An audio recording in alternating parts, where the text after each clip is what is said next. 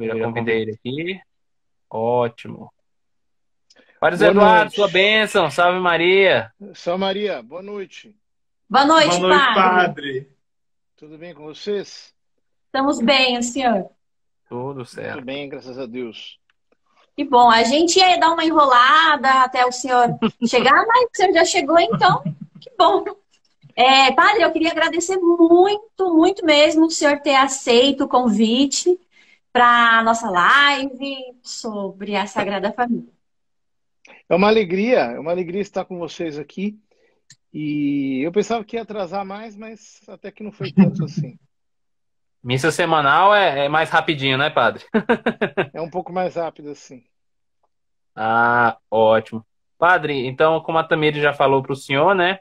Também, né, em nome aqui do Obras Católicas, a gente também agradece. A Tamires, que é sua paroquiana aí, né? Então, Exatamente. graças a Tamires e o José Alex também, né? Nós tivemos essa ponte aí, também agradecer a eles esse contato, né? Então, hoje, né, vamos falar de um grande tema também, né? Que é justamente a devoção à Sagrada Família e a importância de um casamento santo, né? E queria, né, primeiramente, muitas pessoas o conhecem, mas tem muitas pessoas que não o conhecem, né? Também queria que o senhor se apresentasse, primeiramente, para a gente, as pessoas que não conhecem te conhecerem, para os que já conhecem também, né, reforçarem aí quem é o Padre José Eduardo. Então, eu sou sacerdote aqui da Diocese de Osasco, né, na zona oeste da Grande São Paulo. Sou pároco da Paróquia São Domingos na cidade de Osasco. E também sou especialista em teologia moral. É a minha área, digamos assim, de especialização. Eu sou doutor nessa área. Por causa disso, eu também sou é, de professor de teologia, né?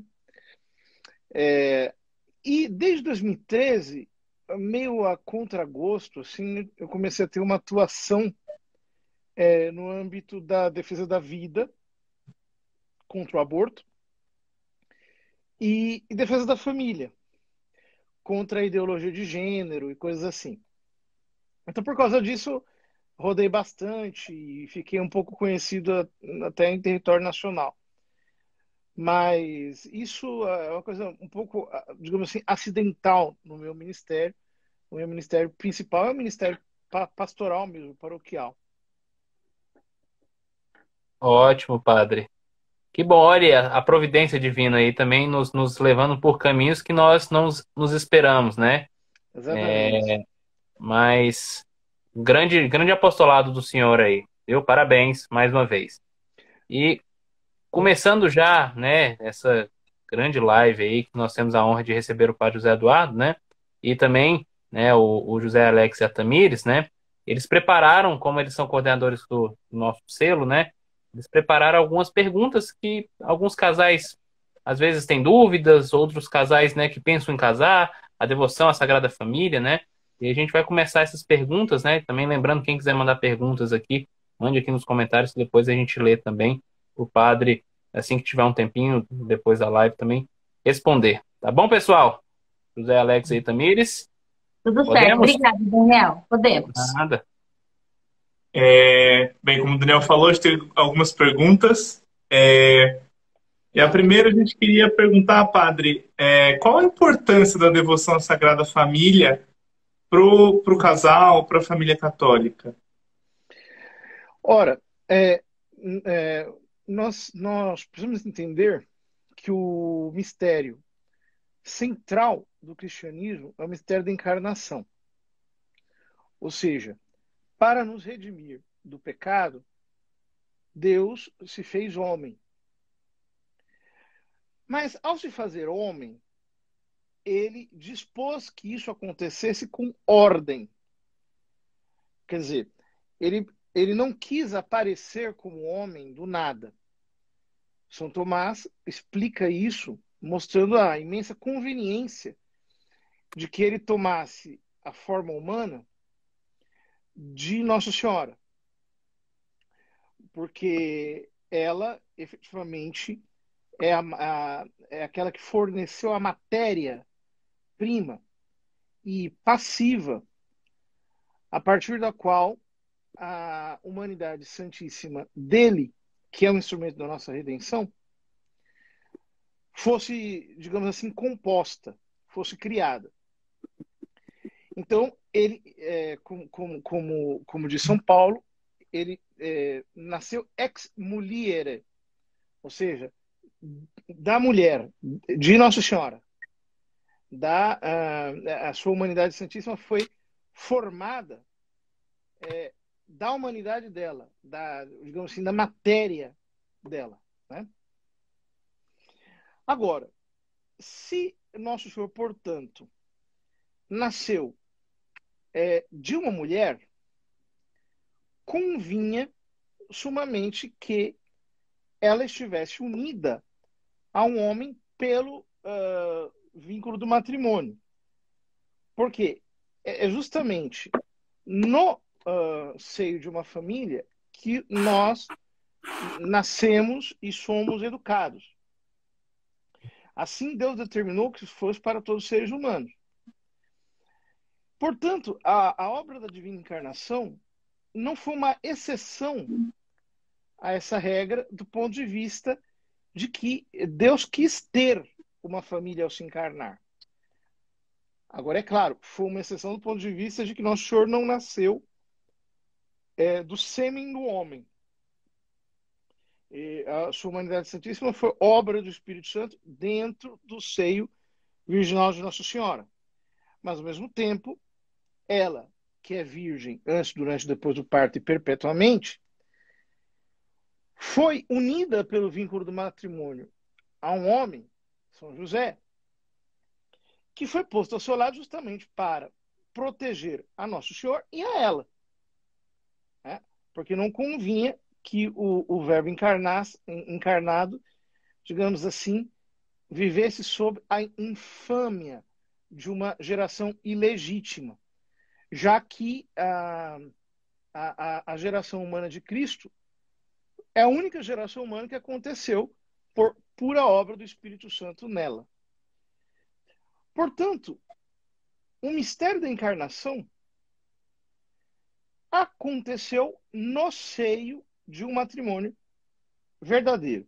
Embora nós saibamos que esse matrimônio não teve consórcio carnal. Né? De fato, nós vemos isso na própria cena da Anunciação.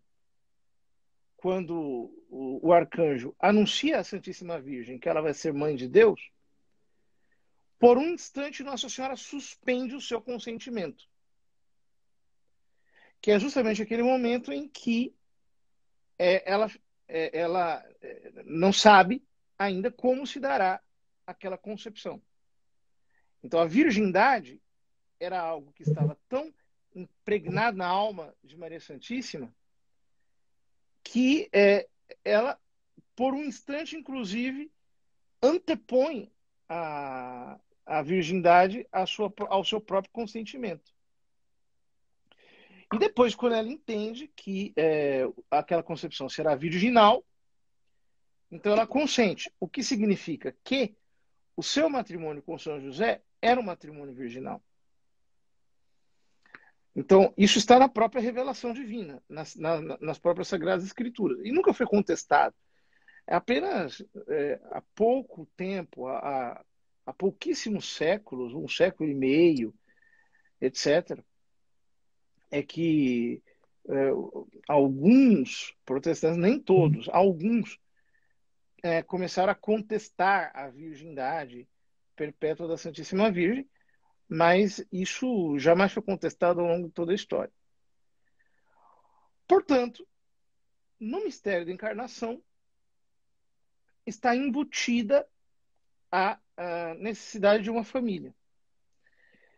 E é por isso que a igreja nos faz celebrar no domingo da oitava de Natal justamente a festa da Sagrada Família. Né? E quando o Natal cai no domingo, então é no dia 30 que nós celebramos a festa da Sagrada Família. Então, sempre na oitava de Natal, a igreja nos faz contemplar o mistério da Sagrada Família, porque justamente é um mistério, digamos assim, anexo ao mistério da encarnação. Deus dispôs que a divina encarnação acontecesse dentro de um matrimônio, numa verdadeira família. E é claro, isso tem repercussões para a vida espiritual de todos os fiéis no mundo inteiro. Que lindo. Sim. Padre, uma segunda pergunta agora. Quais frutos que o senhor poderia citar que essa devoção à Sagrada Família poderia trazer para os lares católicos ou até mesmo para quem ainda está à procura, né, de um namorado, de um futuro marido, de uma futura esposa, né, porque tendo essa ideia, né, que o namoro é tudo para ser levado para um casamento, esse casamento ser um casamento frutuoso, né, espiritualmente para os dois. Que tipo de fruto você falaria que esse tipo que a devoção à Sagrada Família traria? Ora, a primeira coisa é que se a devoção à Sagrada Família está embutida no próprio mistério da encarnação, então o primeiro fruto é efetivamente que nós cresçamos na fé do mistério da encarnação. Ou seja, que nós possamos nos unir mais a Nosso Senhor, mais a Jesus Cristo. Agora, esta união com Jesus Cristo, ela não acontece para nós cristãos de uma maneira meramente, digamos assim, individual ou intimista, se nós quiséssemos dizer. Por quê? Justamente porque na Sagrada Família está prefigurado o mistério da igreja. São Paulo, quando escreve aos Efésios, ele diz: maridos, amai vossas mulheres como Cristo amou a igreja e se entregou a si mesmo por ela. Portanto, esse mistério de entrega de Cristo pela igreja foi contemplado de maneira privilegiadíssima por Nossa Senhora e São José.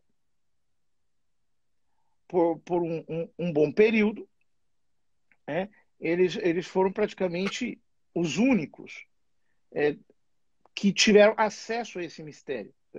Foram os primeiros que creram efetivamente na Terra, porque viram o Verbo Divino se encarnar na sua casa. Nós temos uma tendência um pouco naturalista. Desde o século XIX, isso lamentavelmente acossou muito os cristãos, né, no Ocidente. Então nós temos uma tendência de interpretar o amor de São José por Nossa Senhora, de Nossa Senhora por São José, de ambos pelo menino Jesus, do menino Jesus por ambos, de uma maneira naturalista, né?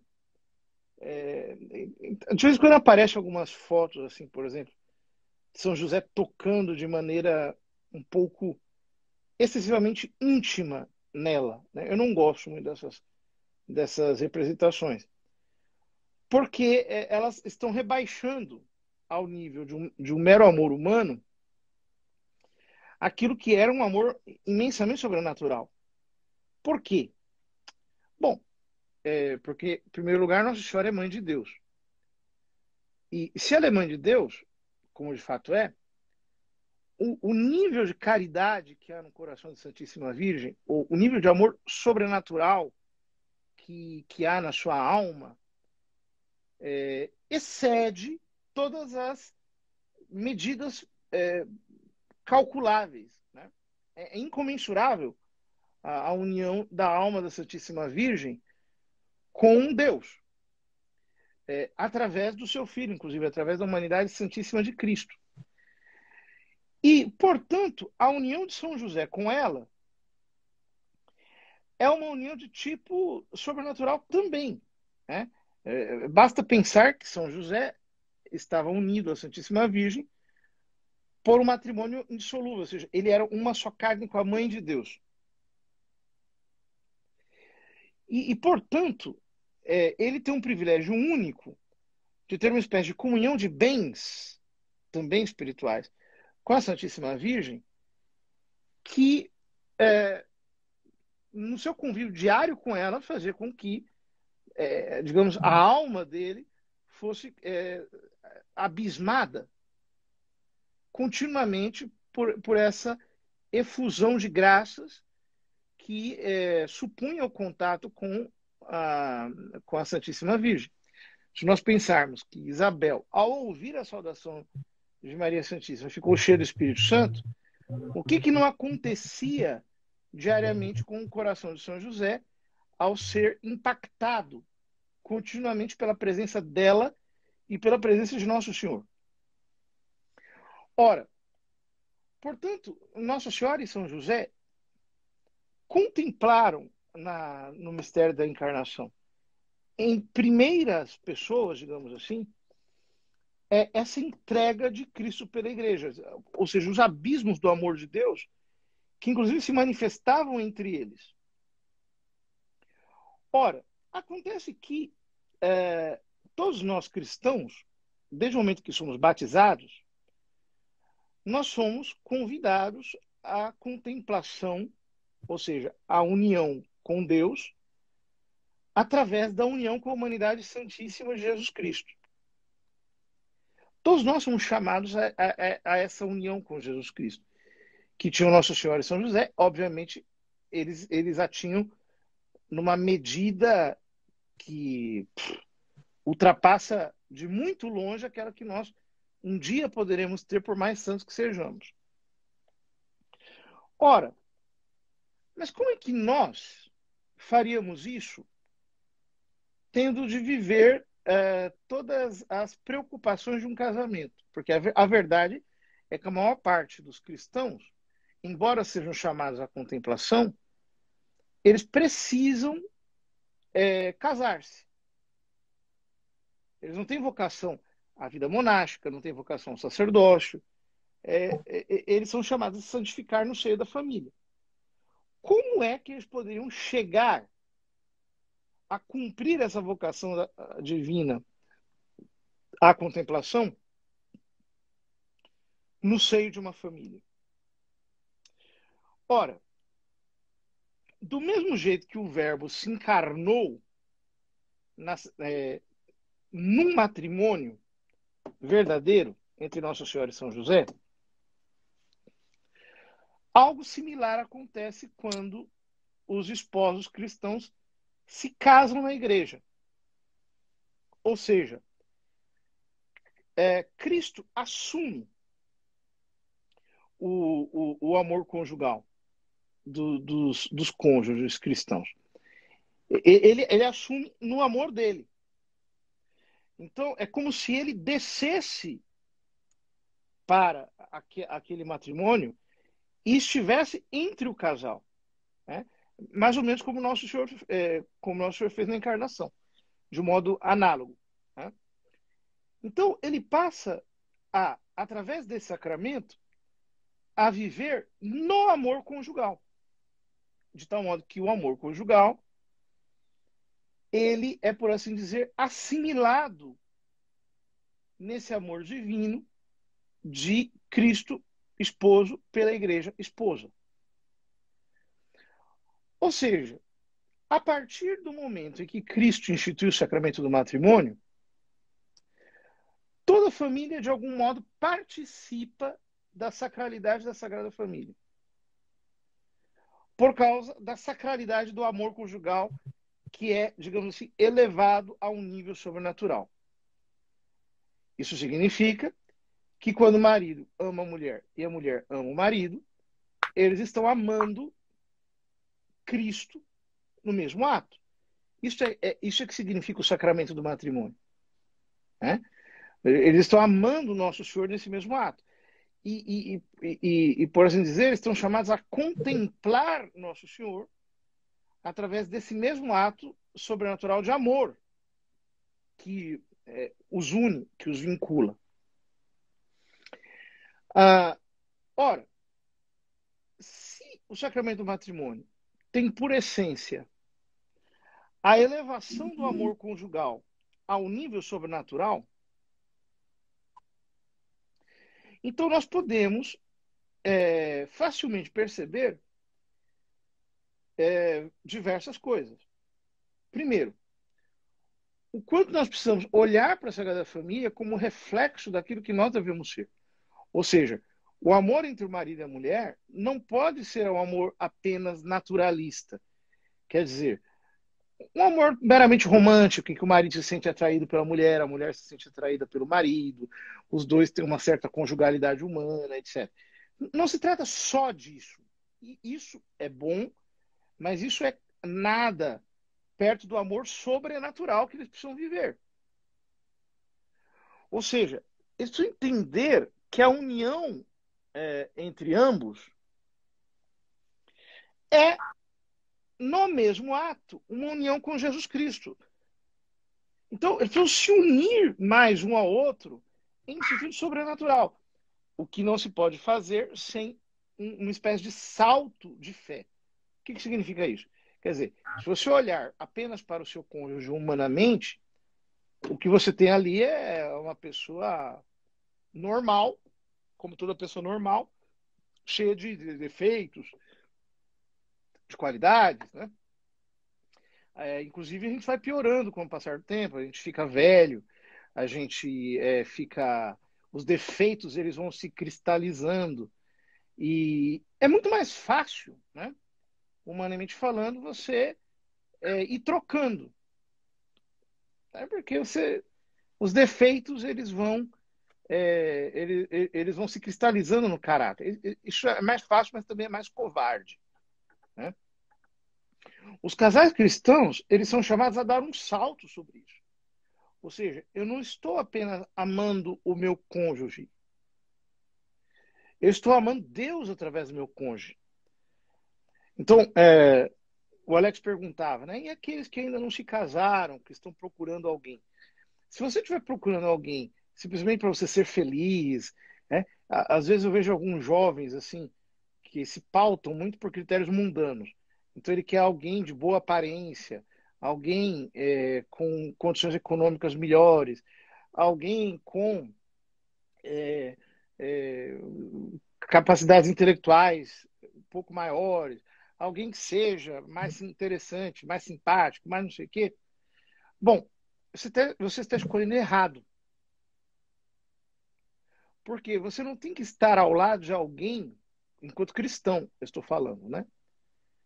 Alguém que te faça sentir bacana. Quando você vai se casar, é mais ou menos como alguém que vai entrar para uma ordem religiosa ou que vai entrar para o sacerdócio, né? Ou seja, ele tem que pensar, como é que eu vou fazer? Qual é o estilo de vida que, para mim, Deus está me chamando para que eu me santifique, né? Então eu vou entrar para esse mosteiro, para essa ordem, para esse seminário, para essa associação de fiéis, etc. Porque aqui vai ser o caminho que eu vou me encontrar, um caminho que a providência divina me preparou para que eu possa chegar à santidade. Então, um cristão, com a pergunta, né? Por que você se casou com fulano ou com a fulana? Um cristão deveria poder responder isso. Olha, porque esta pessoa é adequada para que eu chegue à santidade. Eu encontrei com essa pessoa e nós dois temos um projeto comum de chegar à união verdadeira com Jesus Cristo. De nos apoiarmos na prática dos sacramentos, na prática da oração, de nos tolerarmos nos nossos defeitos e irmos nos aperfeiçoando dia após dia. Porque essa é a finalidade da nossa vida, é encontrar Jesus Cristo. Então, não é uma finalidade meramente romântica. Então, para um cristão, por exemplo, esses filmes de romance, né? Essas séries, elas deveriam ter um certo gosto de mofo, de coisa muito ruim, de coisa estragada. Deviam ter para nós um gosto de algo de pouco demais. É mais ou menos assim, né? É como se você fosse num grande jantar e você ficasse apenas comendo salgadinhos, comendo aquilo não é ruim propriamente, é bom, tem o seu lado de bondade, mas é muito pouco em relação ao prato principal, né? Quer dizer, para um cristão,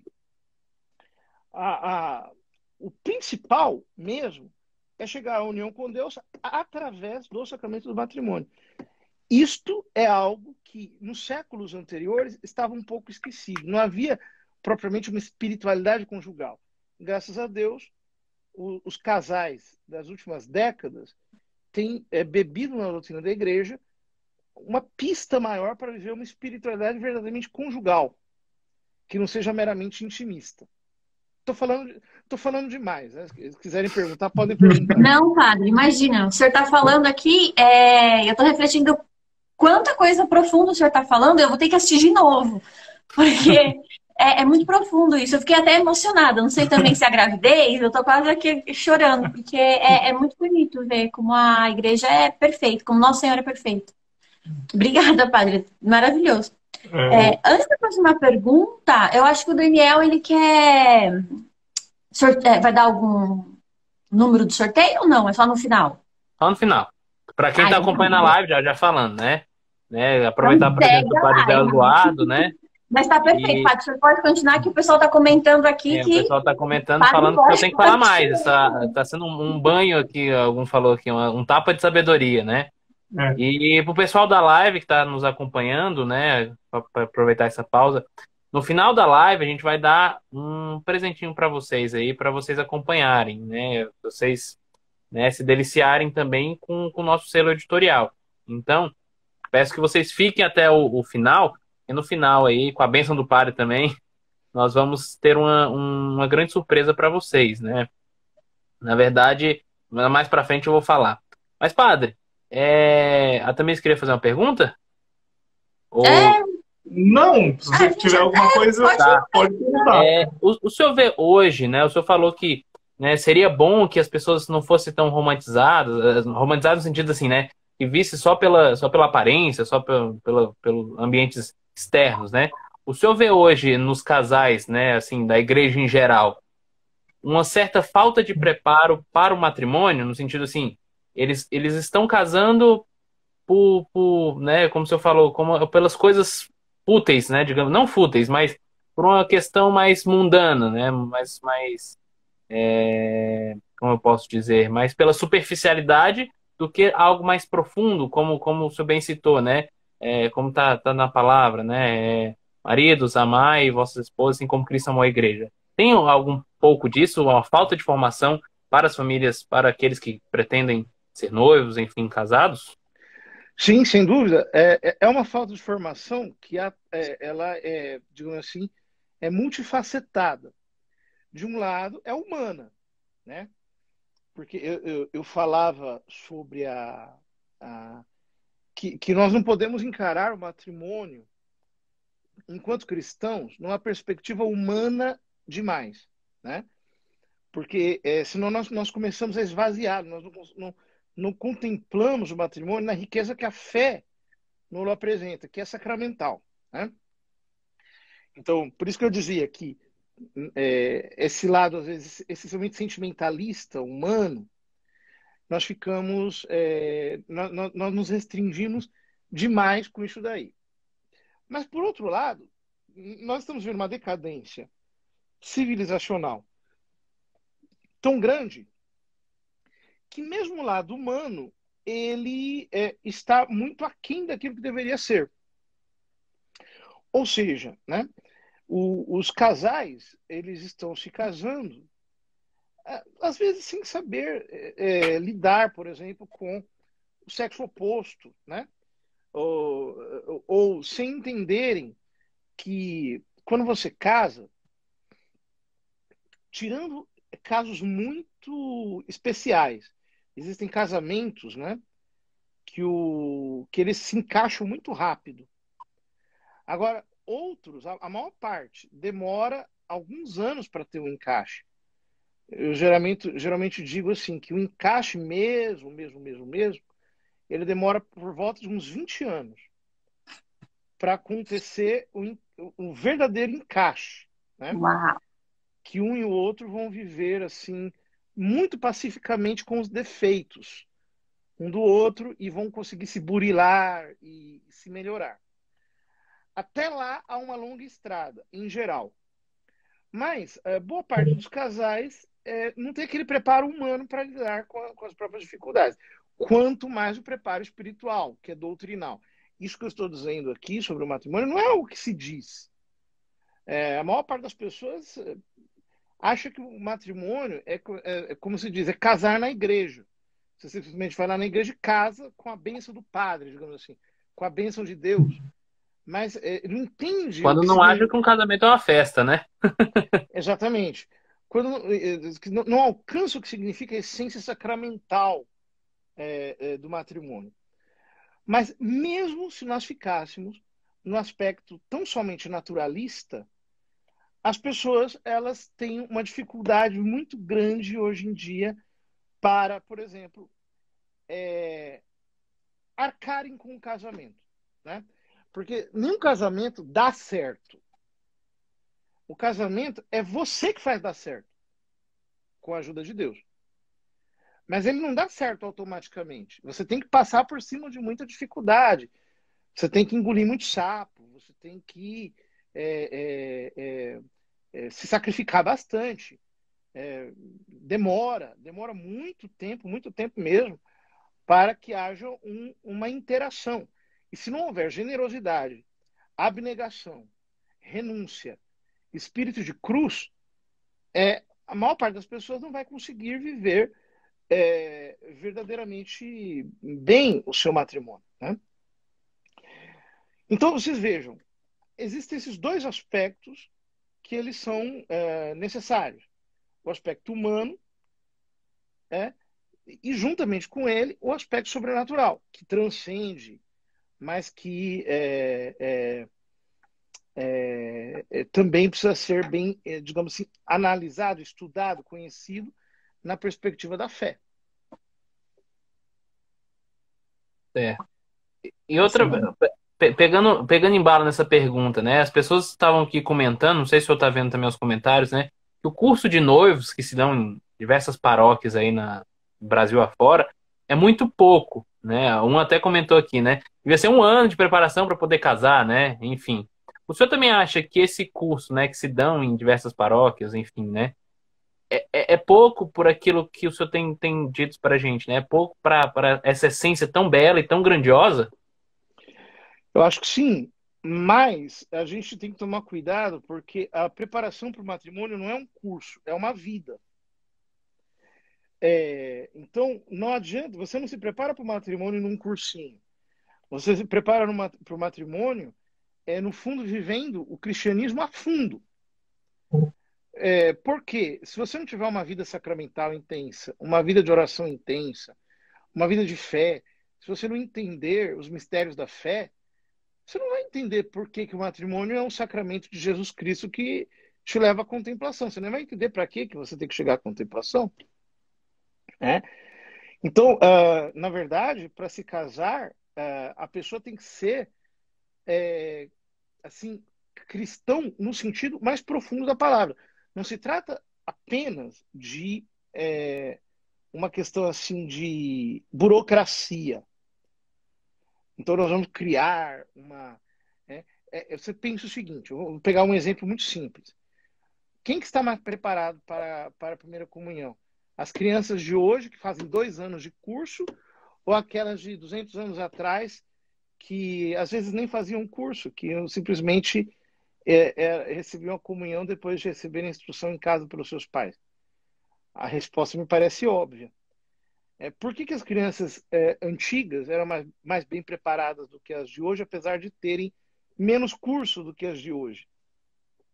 É porque essas famílias elas recebiam mais a enxurrada da doutrina católica, de uma sociedade cristã, de uma civilização mais baseada nos princípios do evangelho, etc. Então, digamos assim, a vida sacramental ela se encaixa no contexto geral de toda a vida cristã. Mas, portanto, os desafios que nós temos hoje são muito maiores do que aqueles que nós imaginamos. Porque, no fundo, para casar, para constituir uma família, uma pessoa tem que ser cristão e buscar a santidade, assim, com toda a força da sua alma. Senão ela não vai viver direito. Nossa. Uma das perguntas que fizeram aqui no chat foi sobre essa visão naturalista, se tem alguma forma de a gente se educar para não ter essa visão, né? Eu acredito que essa já foi respondida pelo padre, né? Uma vida espiritual, né? Nos levaria a isso, né? Uma vida espiritual, mas a vida espiritual ela tem que ser entendida de acordo com as 3 virtudes teologais, né? Quer dizer, a fé, a esperança e a caridade, que tem a Deus por objeto, né?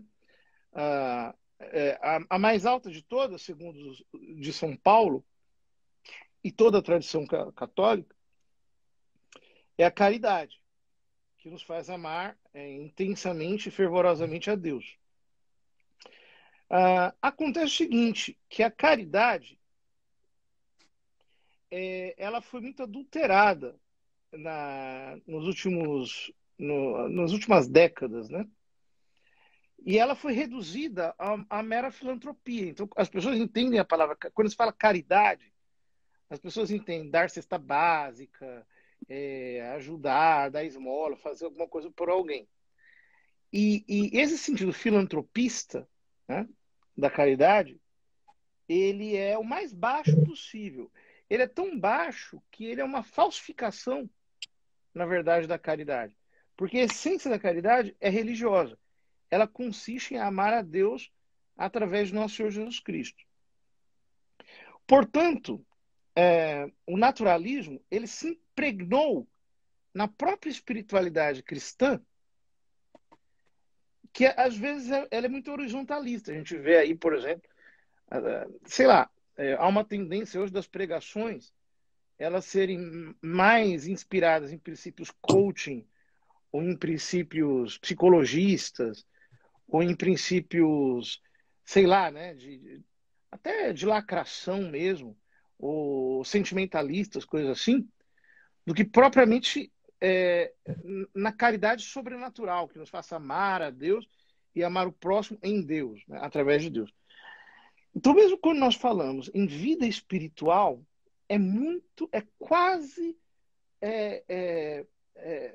inevitável que as pessoas entendam a vida espiritual numa chave também naturalista. Então elas rezam para sentir coisas, elas rezam para obter coisas, elas rezam para, sei lá, se entusiasmarem, né? Ou para se acalmarem, algo do tipo, ao invés de buscarem a união com Deus através de nosso Senhor Jesus Cristo. Então isso é muito sério e mostra que o problema que nós temos na igreja do século XX e XXI não é uma heresia, né? É um negócio que ele empapa tudo por todos os lados e que nós precisamos aprender a enxergar isso numa perspectiva verdadeiramente cristã para termos uma união com Deus que seja efetiva. Né? Excelente. É muito bom ouvir o padre falar. O senhor traz tanto conhecimento que a gente fica aqui refletindo e realmente se aprofundando no assunto. Tem mais perguntas? Eu tenho, voltando agora a falar um pouco sobre a devoção à Sagrada Família, padre, tem algum santo que tem alguma revelação particular sobre a devoção à Sagrada Família? Que eu não conheço mesmo, assim. Estou perguntando como curioso mesmo. Não conheço. Não, eu acredito que há muita coisa espalhada, mas especificamente sobre a Sagrada Família. Bom, Fátima, né? A última aparição de Nossa Senhora em Fátima, no dia 13 de outubro, é uma aparição da Sagrada Família no céu, né? Durante o Milagre do Sol. Mas que, para mim, isso é suficiente para esmagar qualquer outras coisas que possam existir. Né? Mas além dessa, eu não me lembro de nada assim significativo. Tá. Tem algum documento da igreja que o senhor recomenda que possamos ler sobre essa devoção à Sagrada Família? Tem um papa escreveu algo? Ou quando a Olha, igreja instituiu a festa da Sagrada Família, o documento foi publicado? há uma homilia que foi publicada uma homilia feita por Paulo VI na visita à Santa Casa de Nazaré, que é preciosa, é muito bonita. Se não me engano, é ela que aparece na Liturgia das Horas, na festa da Sagrada Família. Existem vários textos dos papas falando sobre a Sagrada Família. São João Paulo II, tanto na Familiares Consórcio, quanto na Carta às Famílias, fala sobre a Sagrada Família. E há outros trechos do magistério da Igreja.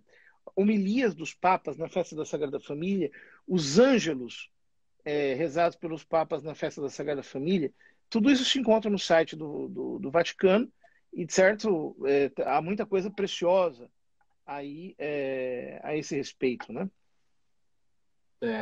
E Tem padre, essa, né? pegando um pouco também nessa visão da Sagrada Família, né? Dessa profundidade tão grande que a Sagrada Família nos traz, né? Talvez seja por esse e outros motivos que a família, hoje em dia, a família tradicional brasileira, como dizem por aí, né? Ela é atacada tanto de todas as faces possíveis, é ideologia de gênero, enfim, outras ideologias, a própria, enfim, tantas teologias.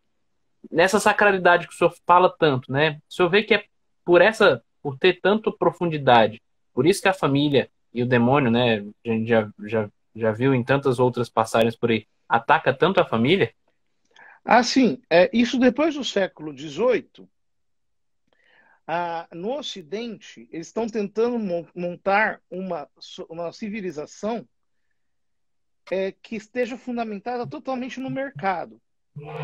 Isso começou com a Revolução Industrial. Então, eles quiseram tirar a família como célula madre da sociedade, como foram em todas as civilizações antigas, especialmente na civilização cristã, e começaram a querer criar uma sociedade em cima do mercado, né? Isso cresceu demais no século XX. Então começaram a aparecer ideologias que, no fundo, querem desinstalar a família. Porque ela é uma espécie de trava que impede as sociedades ocidentais de entrarem totalmente numa mentalidade de mercado. Então, tipo, revolução sexual, maio de 68, essas coisas todas, revolução marcusiana, ideologia de gênero, isso tudo surgiu na mesma perspectiva de você desmontar não apenas as famílias, mas a sociedade inteira, tirando essa trava que é a família. E aí todo mundo se torna, digamos assim, avulso, átomos soltos, guiados apenas pelas cegas leis de mercado, né? Então, do ponto de vista sociológico, é um fenômeno que começou no século XVIII, mas que ele está se agravando com uma velocidade muito grande hoje em dia. E tende a se agravar mais, se nós não tomarmos, digamos assim, as rédeas de uma contra-revolução que esteja baseada nas estruturas primárias da sociedade e no reinado social de nosso Senhor Jesus Cristo, né? E pegando carona também nessa e outras perguntas, né? Quais são as dicas que o senhor dá para os casais? Por exemplo, a Tamires e o José Alex aí vão ter um filho daqui a pouco, né? Uma filha, né? No caso, né? E outros casais também que têm filhos, né? Vão ter filhos ou têm filhos, né? Quais são umas dicas que o senhor pode dar para que as famílias não venham a cair nesse modernismo, digamos assim, que começou, como o senhor bem disse, né? Na Revolução Industrial e, enfim, tantas outras ideologias, né, que temos hoje no mundo? Olha, nós temos que manter uma vigilância praticamente universal sobre todos os nossos comportamentos, sobre tudo aquilo que a gente assiste, sobre tudo aquilo que a gente consome.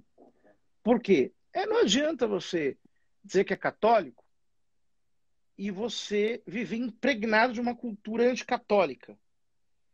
E aí você acaba traduzindo o seu catolicismo numa linguagem anticatólica. Porque todo o seu imaginário está anticatolicamente formado. Então você não vai conseguir nem traduzir a sua própria religião em termos corretos, né? Acontece muito disso hoje em dia.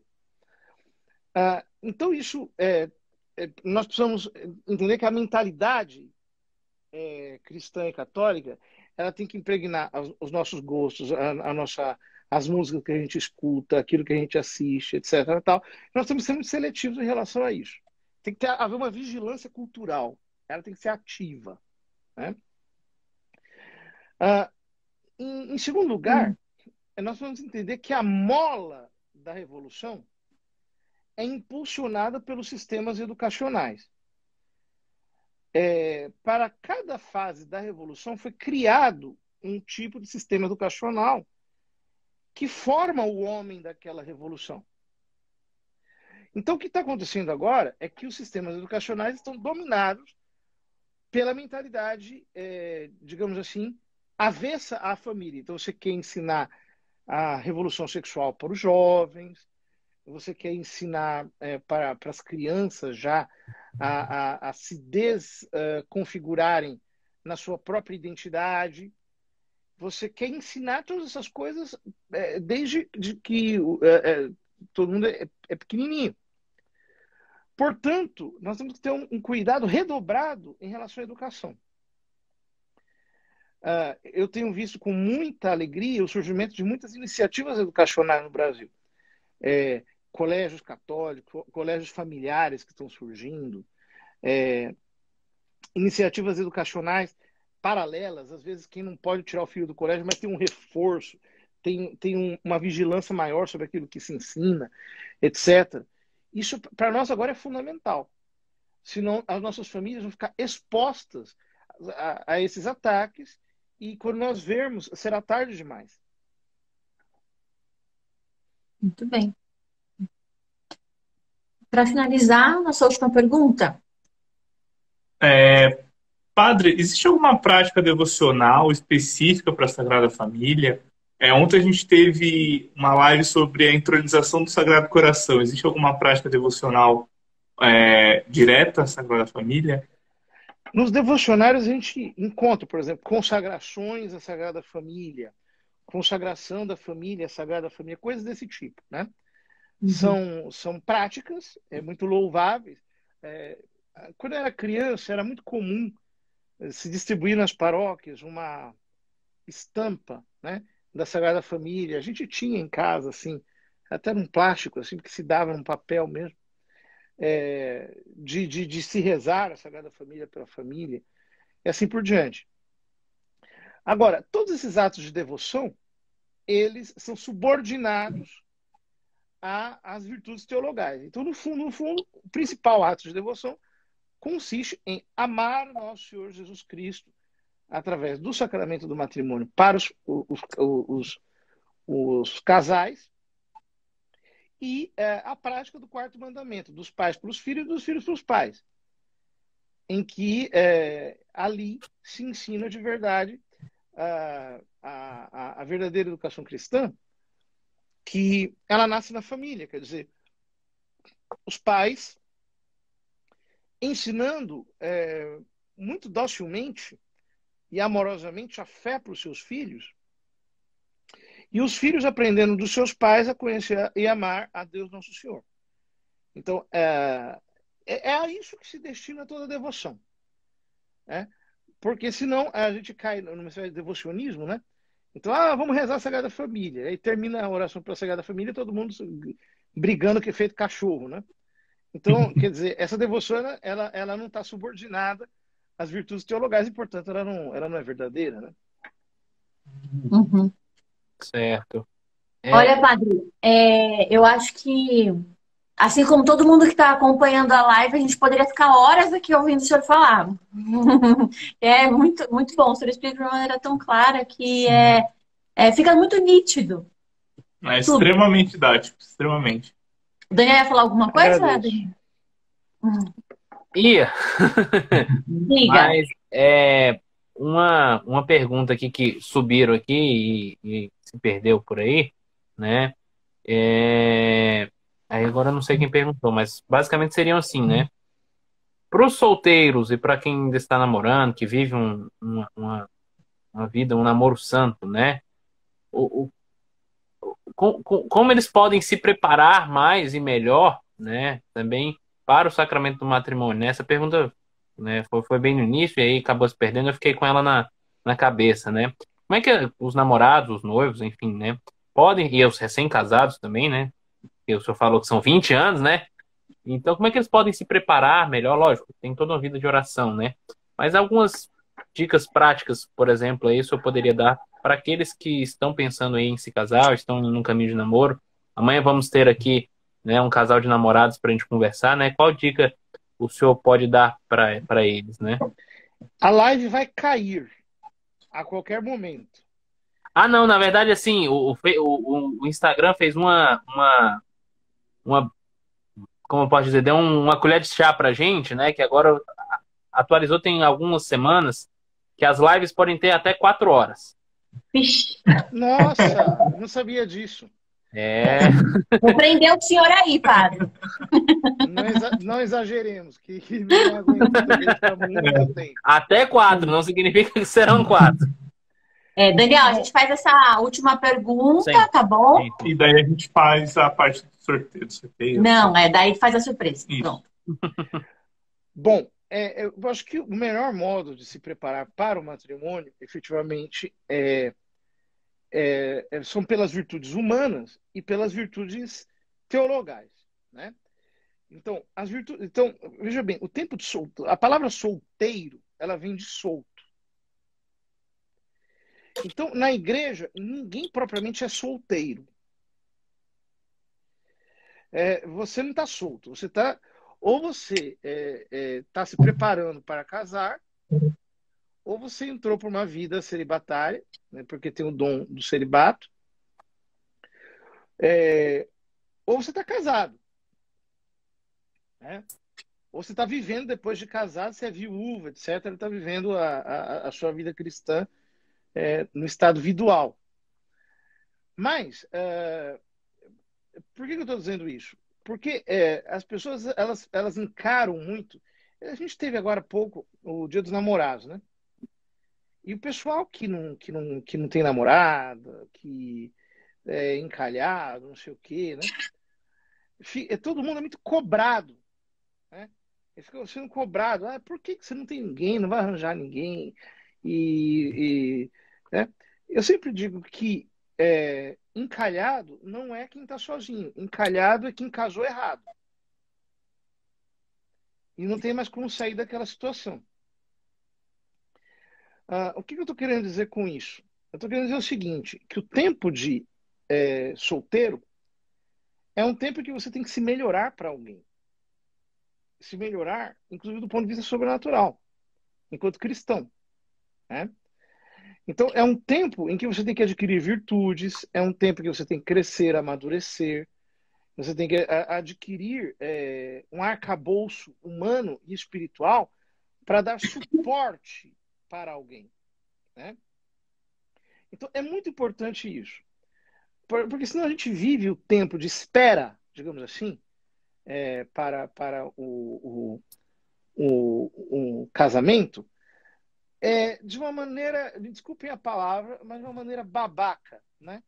O fulano tá lá, eu não tô namorando, então quer saber, eu vou ficar com não sei quem, vou ficar com quem eu quiser, eu vou ficar indo para a balada, eu vou ficar perdendo meu tempo, né? Saindo com os amigos, enchendo a cara, né?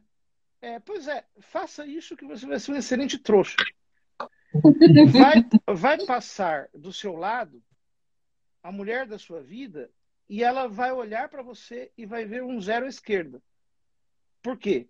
Porque você não se melhorou para alguém. Você não adquiriu uma profissão, você não construiu um futuro, você não adquiriu conhecimento, você não adquiriu virtude, Você foi alguém que foi favorecido pela sorte. Quer dizer, alguém que deu certo porque circunstâncias alheias à sua vontade fizeram que isso acontecesse. O que significa que você não é ninguém, propriamente pela sua própria iniciativa, né? Agora, quando você para com essa ansiedade carente, porque, veja bem, ninguém casa, minha gente, para você ser amado. Você casa para amar alguém, né? Por que criança não casa? Porque criança ela é objeto de amor, ela não é sujeito do amor, né? Só adulto pode casar. Por quê? Porque o adulto deixa de ser objeto e passa a ser sujeito, ele passa a amar alguém. Só que tem gente que não cresce nunca. Passa a vida inteira querendo ser paparicado pelos outros, passa a vida inteira querendo ser acariciado, né? Querendo uma mãezinha, querendo um paizinho para suprir as suas carências. E você me desculpe, ninguém merece adotar adulto. A gente adota criança. Adoção para adulto não existe. Então, quer se preparar para o casamento? Cresça. Cresça. Cresça humanamente e também cresça sobrenaturalmente. Ou seja um homem e uma mulher de oração. E na hora que passar a pessoa correta para você, ela vai te enxergar. E você vai enxergá-la também. Não como uma possibilidade para você satisfazer as suas carências, mas com a possibilidade que você tem de encontrar alguém para amar, sabendo que você está amando Cristo nessa pessoa. Excelente. Padre, o senhor foi cirúrgico nessa resposta. Gente, pegaram aí a ideia. Muito bom, padre.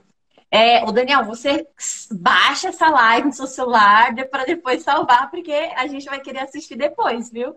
Deixar, essa live vai ficar salva, sim. Vamos salvar a live. E já agradecendo primeiramente ao padre, né, por essa riqueza tão grande, né, que a gente está trazendo através desse selo, né? Lembrando aí, o Alex e a Tamires também são nossos coordenadores do selo. Justamente, nós queremos trazer às famílias católicas essa formação que o padre tanto falou, né? Então, por isso, né, posterior nós vamos falar, mas para quem está acompanhando a live já, né, nós vamos lançar aí uma série de livros, né, alguns livros, justamente para moças, para rapazes, para solteiros, para casais de namorados, que querem justamente crescer, como o padre falou, né, humanamente, crescer espiritualmente, crescer também, né, nas virtudes teologais, enfim, né, para justamente ajudá-los a se preparar muito bem, né, para pelo menos dar um suporte, né, o que nós pretendemos a essas pessoas, né, então a esses casais, a esses solteiros, né. Então, mais uma vez aí, queria agradecer ao padre José Eduardo pela disponibilidade, pelo tempo, pela essa riqueza tão grande, né, que o senhor nos trouxe aqui. Gratidão, que Deus abençoe aí o seu ministério, as suas questões aí, seus apostolados, né, como o senhor falou, que não é bem muita a sua vontade, digamos assim, a sua vontade, mas o senhor faz também porque o senhor tem esse espírito de fazer a vontade de Deus, né? Muito obrigado, padre. Que Deus o abençoe ricamente, né? E pedir também para o padre nos dar a bênção, né? E depois da bênção a gente pode também dar este recado aí para vocês. Grande recado no dia de hoje. Tá bom. Eu agradeço o convite que me fizeram de estar com vocês. É uma alegria muito grande. Deus abençoe. E agora eu vou dar a bênção para vocês. Pela intercessão, Imaculado Coração da Santíssima Virgem Maria e de São José, seu castíssimo esposo, a bênção de Deus Todo-Poderoso, Pai, Filho e Espírito Santo, desça sobre vós e permaneça para sempre. Amém. Amém. Um grande abraço. Agora façam aí as surpresas do sorteio de vocês, que eu vou me retirar aqui. Muito obrigada. Obrigado, Salve Maria. Abraço. Salve Maria. Salve.